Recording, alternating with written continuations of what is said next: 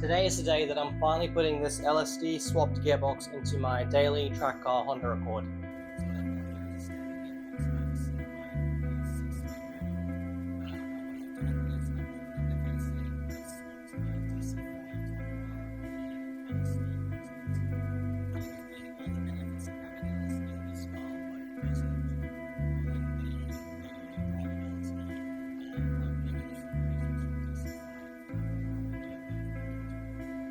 It's a little bit of a process. Most people would say they have to focus on the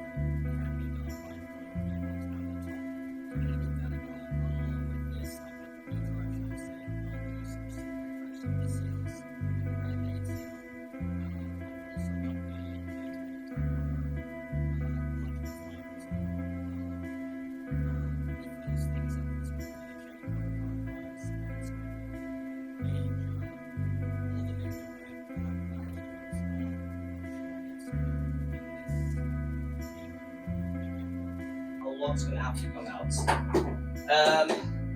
Intake battery, fuse box going to have to get moved out of the way. I'm going to take off the top radiator hose. I believe the radiator also has to come out. The shifter cables have to get undone and pulled to the side. The heater hoses may have to come off as well. I'm not too sure if those will get in the way. How you've got to do this is take everything off, of course. Undo the gearbox, push that into the wheel well, so drive shafts have to come out, obviously. Push that into the wheel well, get the clutch and the flywheel off, do whatever you have to do, main seal, then you can pull the gearbox and wiggle it out. So I might have to get the engine crane back in to do that because this gearbox is quite heavy. I have the LSD gearbox already prepped, ready to go. We just drop that back in, then we put the new clutch and flywheel back on and put it all together. Let's see how it goes.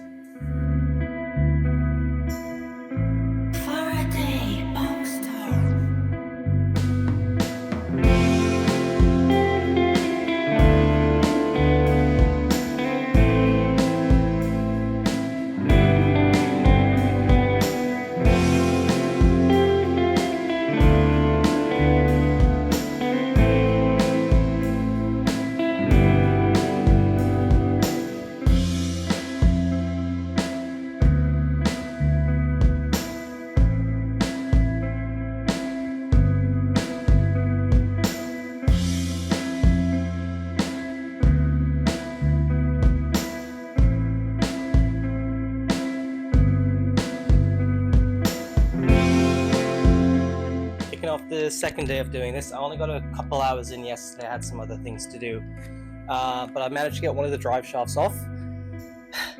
Both the hub nuts are quite seized on there, so I had to actually cut through the drive shaft to stretch and split the hub nut to get it off, but that's okay because I need to change my drive shafts anyway. I got some new ones sitting on the shelf. The gearbox is almost ready to come out. Pretty much everything in the engine bay has been disconnected from it. And next off, I got to get this drive shaft off, some of the stuff underneath like the splash tray, and then I can start undoing the main bolts that hold the gearbox on. I'm hoping in about 3 hours the gearbox will come out. That'll put us at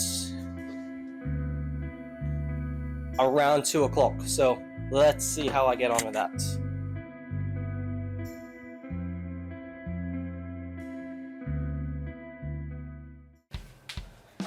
Give this hub nut one more try with the impact because I've got the bigger battery now and I know my impact nuts. Let's see how it goes. Yes, I have already done the little notch. Put that out and it's nice and clear.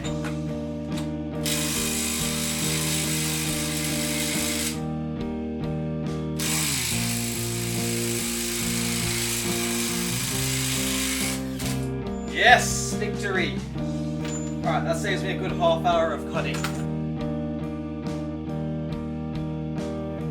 Everything on this side is off, all the wiring is off, clips and everything have been disconnected. I've got to get this coolant hose off and out of the way. I think I have to remove the radiator, but we'll see. Otherwise, next, so I'm gonna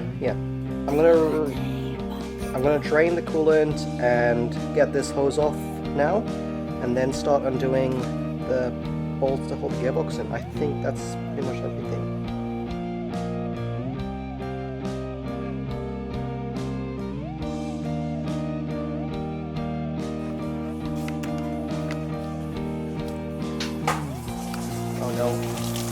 Ah, that's alright.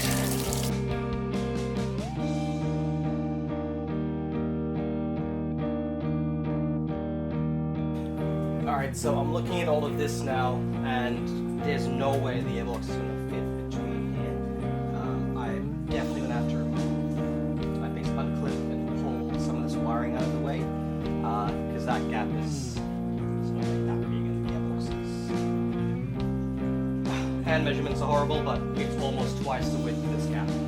So I'm just going to have to stop moving some things around, and yeah, hope that it works without needing to remove this upper coolant neck and the throttle body.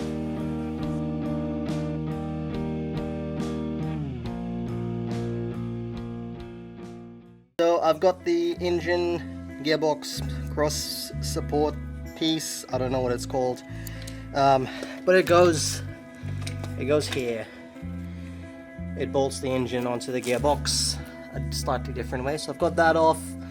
2 bolts at the back, I've cracked those. There's one just below the clutch fork, which is kind of hard to see here. I've cracked that one. So I can't really get to the starter motor bolt that's in there, and to get some other things, it's going to be much easier if the radiator comes out. That's not a total waste of time, even if I could get to that bolt, because I do have a newer radiator that I'm probably going to just put in, just because this one's now 20 something years old. So yeah, next step, radiator out, and continue after that.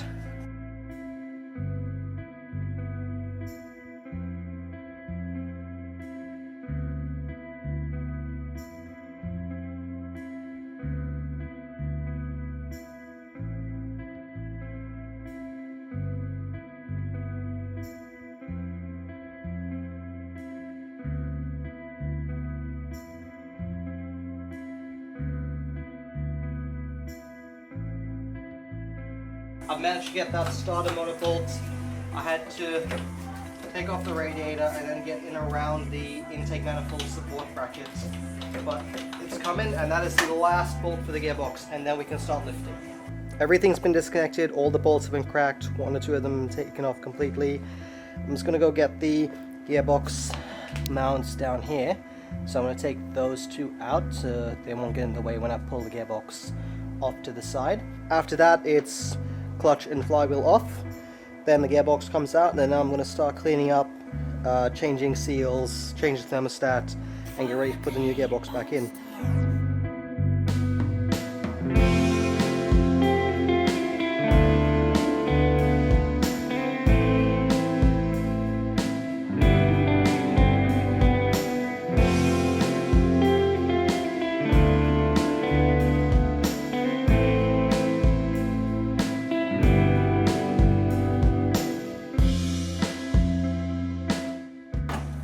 Gearbox out. Well, gearbox off. Not quite out just yet. That'll be the next step. Well, clutch and flywheel, then that'll be the next step.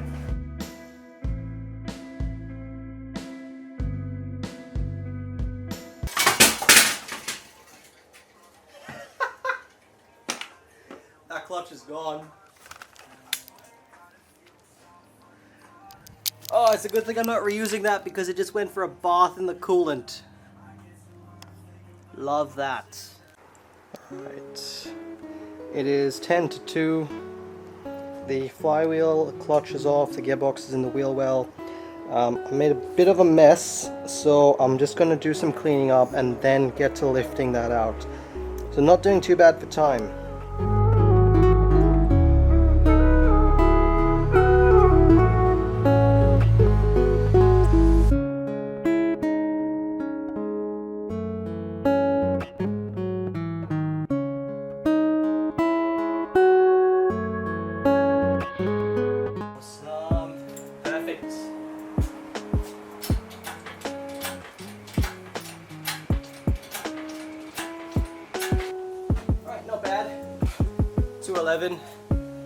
I stopped to clean. Alright, I'll take a break for lunch now and then we'll get back to it. Now that everything's out, the next thing to do is to clean everything. I've got a couple small things I need to change while I'm in there, like the rear main seal, spoon thermostat. I've got front lower control arms with the poly bushings to go on as well, because these tend to flog out. Mine aren't too bad, but I've got the arms there waiting to go, so I might as well do them with a whole bunch of that stuff out as anyway.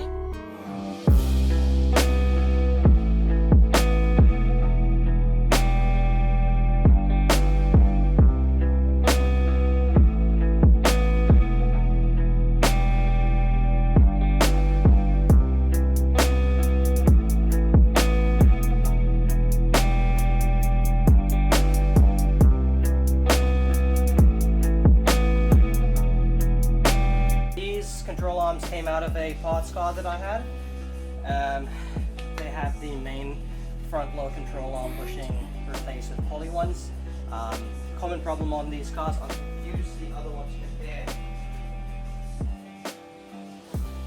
So this one is not cracked all the way through, but you can see it's starting to crack there. So wasn't really something I was going to do until it became a problem. But yeah, I've got them, so I'll put them in.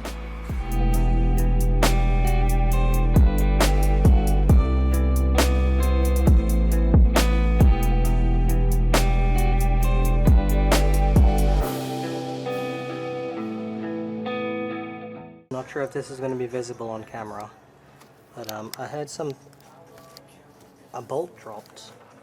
I wasn't sure where it went, but yeah, there's one of the thermostat housing bolts in the new thermostat. Lucky I spotted it.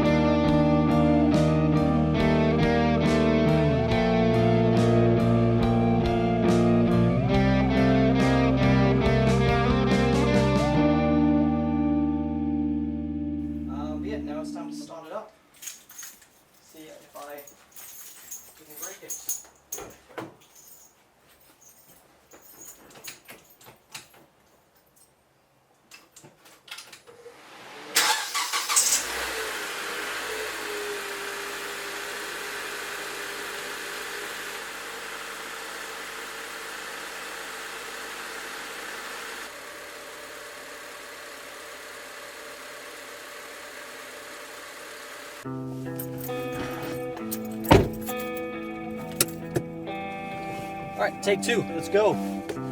Test drive time.